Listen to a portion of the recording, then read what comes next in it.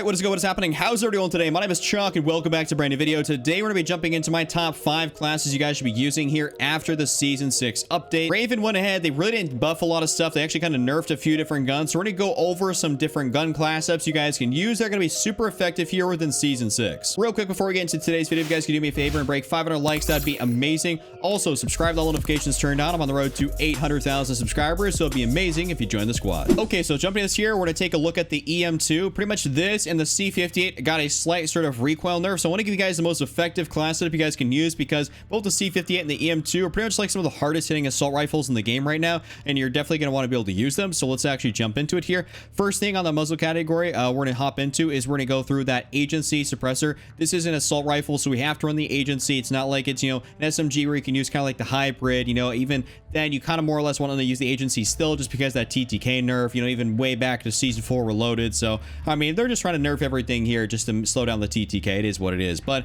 we have to use the agency on this, and especially it's going to help out that recoil since this thing did get a little bit nerfed. Now let's move into the barrels section. What we're going to do is we're going to throw on the 25.8 task force, and this is definitely a non-negotiable, much like the agency, because this of course is going to help out your recoil control once again and make you the most effective you can be with an AR. So you guys should 110% run the task force barrel. There's no ifs, ands, or buts about it. You just need to run the task force, so we'll throw that on there.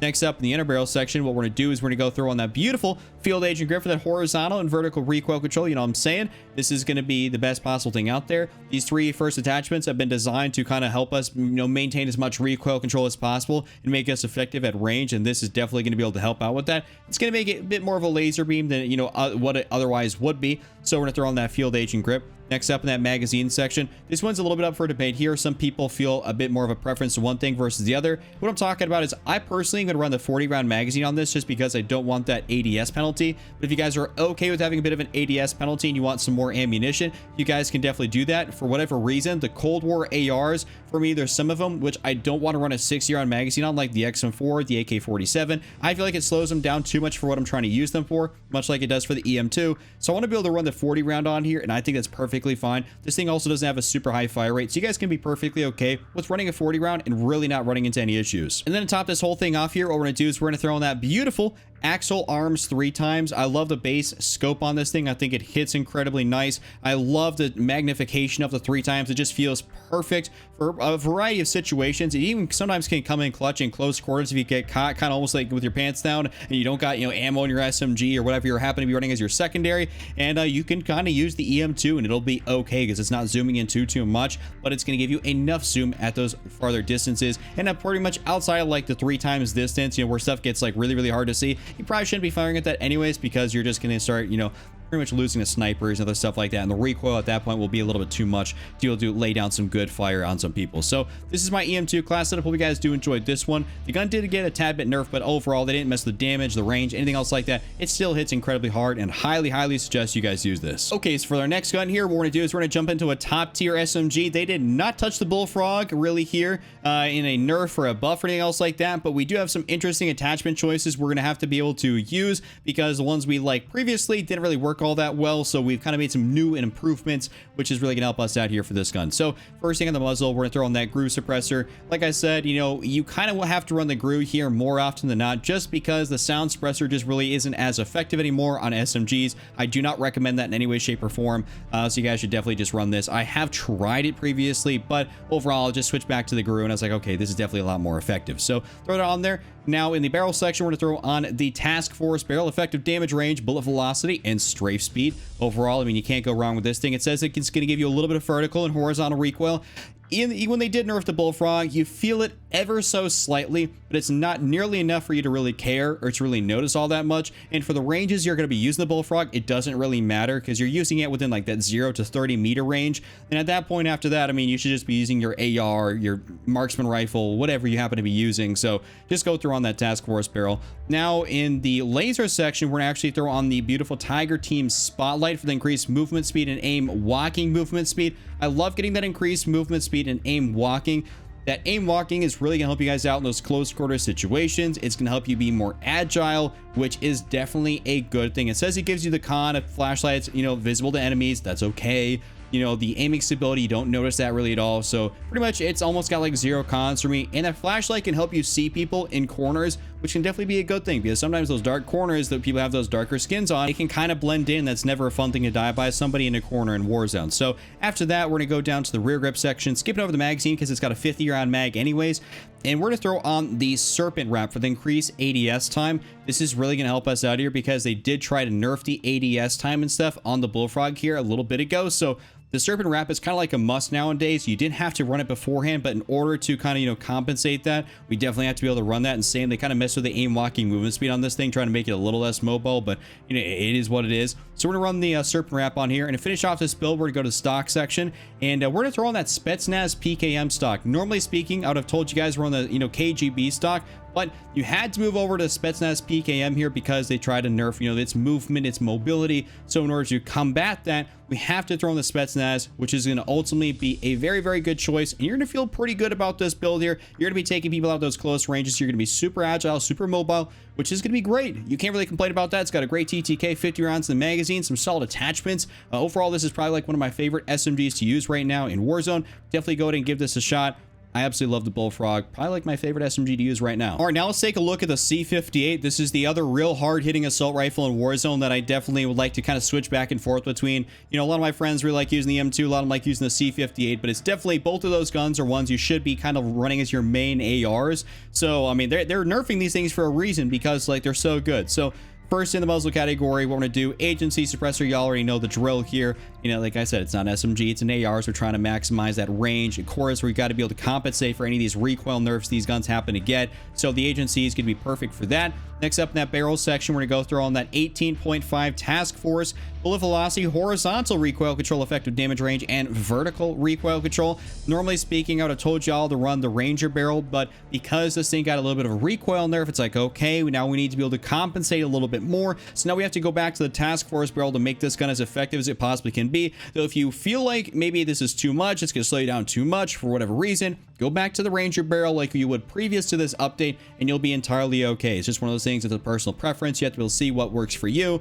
But for me, I'll run the Task Force, and I'll probably switch back and forth between the Ranger, just depending on how I'm really feeling on the day. So just go and throw the Task Force on there, and you will be taken care of. Next up, on the barrel section, field agent grip, you know what I'm saying? Horizontal, vertical, definitely need that. The C58 has always kicked a decent bit. I mean, back when it first came out, I don't think it had nearly as much recoil, but they've definitely since increased it quite substantially just because it was super easy to use and it was very, very effective. So the field agent's going to be great on this thing. Next up in that magazine section, we'll throw on the Stenag 55 round. Though what you can do is run the 45 like we did for the EM2 because both of these guns are a little bit slower firing but super hard hitting, so you don't run out of ammo as fast and the amount of damage you get per magazine is really solid. So it's kind of one of those things. Do you feel like, you know, you're slowing yourself down a little bit with that Task Force? Do you want to run the 45 instead of the 55? I mean, it's a little personal preference. For me, I'm going to run the 45 on here just because I like having a bit more mobility. I like feeling a little bit more agile with my assault rifles because I like to move around the map, be super aggro, rush people, and this is really going to help me out. And then naturally in the optics section, what we're going to do is throw in the Axle Arms 3 times. You ain't really got to think too much about this. Cold War ARs, you can pretty much run it 3 times, though. Sometimes I see people run that Royal Cross 4 times. I don't really recommend it. I feel like it zooms in way too much. I think probably some of you guys out there feel me on that. I don't really like that. So Axle Arms 3 times, you know what I'm saying? This is fantastic right here. So going to try this class setup out for the C58. Tell me what y'all think down in the comment section below.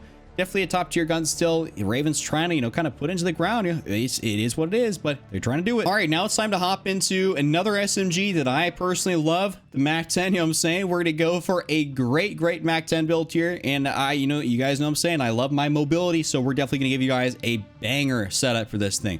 Muzzle category, agency, you definitely need this on this thing. It's gonna have a tad bit of recoil ever so slightly, but it's gonna be fully compensated for by that agency, and of course the barrel we're gonna be running here. So barrel section, we're gonna throw on that 5.9 Task Force like we have for a majority of the other stuff. Effective damage range, bullet velocity, and strafe speed. Strafe speed is a huge thing for your SMGs. You want to be very mobile, so even if the Task Force barrel, let's say, didn't give us, you know, damage range or bullet velocity, we probably still run this as long as it had strafe speed, because strafe speed is crucial.